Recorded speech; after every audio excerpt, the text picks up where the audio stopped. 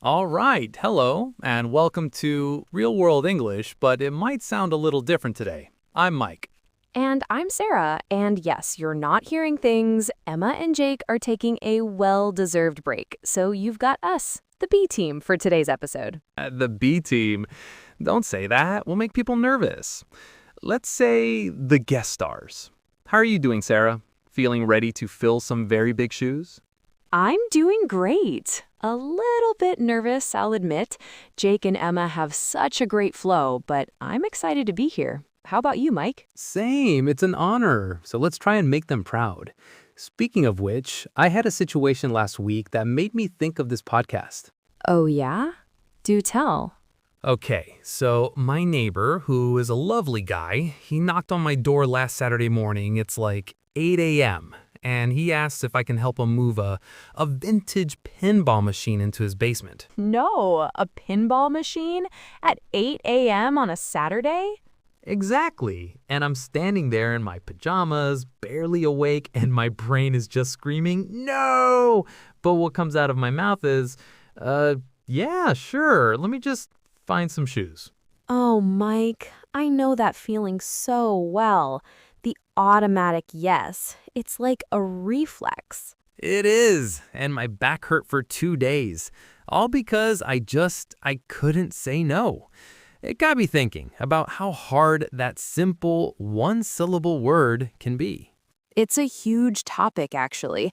So many people struggle with it, especially in English, because everyone wants to be seen as polite and helpful. Right, you don't want to offend anyone. You don't want your neighbor to think you're the lazy guy who won't help with a pinball machine. Exactly. So maybe that's what we should talk about today? How to say no politely without feeling guilty or making the other person feel bad. I love it, the everyday hero's dilemma. So where do we start? Why is it so fundamentally difficult to just say no? Well, I think a big part of it is that we're wired to be social creatures. We want to be part of the group, to be liked. Saying no can feel like you're creating a conflict, even if it's a tiny one. That makes sense. It feels like you're letting someone down. And then there's the guilt. We feel like we should be able to do everything. We should help our friends, take on that extra project at work, bake cookies for the school event. Right, the superhero syndrome. But if you say yes to everything, you end up exhausted and maybe even a little resentful. And your back hurts. Yes, and your back hurts. So the key isn't to become a person who always says no, but to learn how to say it effectively when you need to. Okay, so give us the secret. What's a good strategy? One of my favorite techniques is something called the no sandwich. A no sandwich? I'm intrigued. Is it tasty? It is, for conversations anyway. So imagine a sandwich. You have 2 pieces of bread and something in the middle. In this case, the no is in the middle. Okay, I'm with you. The first piece of bread is a positive, warm statement. You appreciate the offer. You thank them for thinking of you. Something like that. It softens the start. Ah, okay. So for my neighbor, I could have said, wow, a pinball machine. That's so cool. Thanks for asking me to help. Perfect. Then comes the middle part, the actual no. And you want to be clear and direct, but gentle. Use phrases like, unfortunately, I can't, or I'm not able to right now. Unfortunately, I can't help out this morning. Exactly. And then you add the second piece of bread, the bottom of the sandwich. This can be a brief, honest reason or offering an alternative if you want to. I've got some family plans I can't get out of, but good luck. That sounds like an awesome project. There you go. Let's put it all together. Hey, thanks so much for asking. That pinball machine sounds awesome. Unfortunately, I won't be able to help this morning as I have some prior commitments, but let me know how it goes. See? How does that feel? It's polite, it's firm, and it's kind. You're not making excuses, you're just stating your situation. That feels so much better. And my back doesn't hurt just thinking about it. Okay, let's try a role play. Let's do a work scenario. Those can be tricky. Great idea. Okay, I'll be your boss, you be you. All right, I'm ready. Hey, Mike, got a second? Listen, I know it's Friday afternoon, but we just got some urgent client feedback. Do you think you could stay a few extra hours tonight to get a head start on the revisions? Okay. Hi, Sarah. Thanks for letting me know right away. I appreciate you looping me in. Good start. That's your top piece of bread. Unfortunately, I won't be able to stay late tonight, as I have a personal commitment right after work that I can't move. Okay, clear and direct. I like it. Now the bottom bread. However, I can log on first thing Monday morning to tackle it then, and I'll make it my top priority. Would that work? Yes, that would work.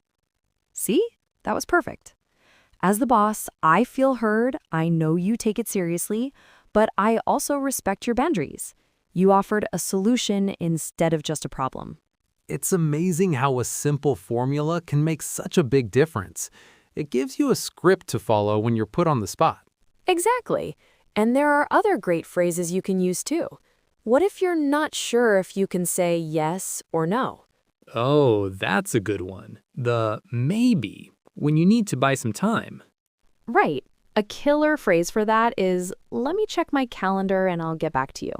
It's professional, it gives you a moment to actually check if you have time, and it lets you think about how you want to respond. I use that one all the time.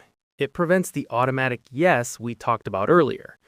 Another one I like, if someone asks you to do something you're not skilled at, is redirecting. Oh, how does that work? I'm probably not the best person for that task, but I know David in accounting is a whiz with spreadsheets. Have you thought about asking him? That's brilliant.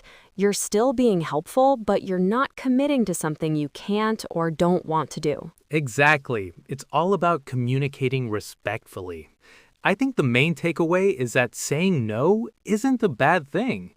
It's actually a really important skill for managing your time, your energy, and your own well-being. Totally. Every time you say yes to something, you're implicitly saying no to something else, like your own free time, your family, or your other priorities. So you have to choose wisely. Well said. Wow, I feel like I'm ready to politely decline anything now. This has been really helpful, and I hope it's been helpful for all of you listening too. It's a skill that definitely takes practice, so don't be afraid to try it out in small situations first. For sure, and we would love to hear from you all. What are your go-to phrases for saying no politely? Or maybe you have a funny story like my pinball machine incident. Yes, please share them. Head over to our comments section and let us know. We read every single one. Well, Sarah, it's been a pleasure filling in with you today. You too, Mike. We hope we did a good job for Emma and Jake. A huge thank you to everyone for tuning in to Real World English. We'll see you, or they'll see you, in the next episode. Bye, everyone.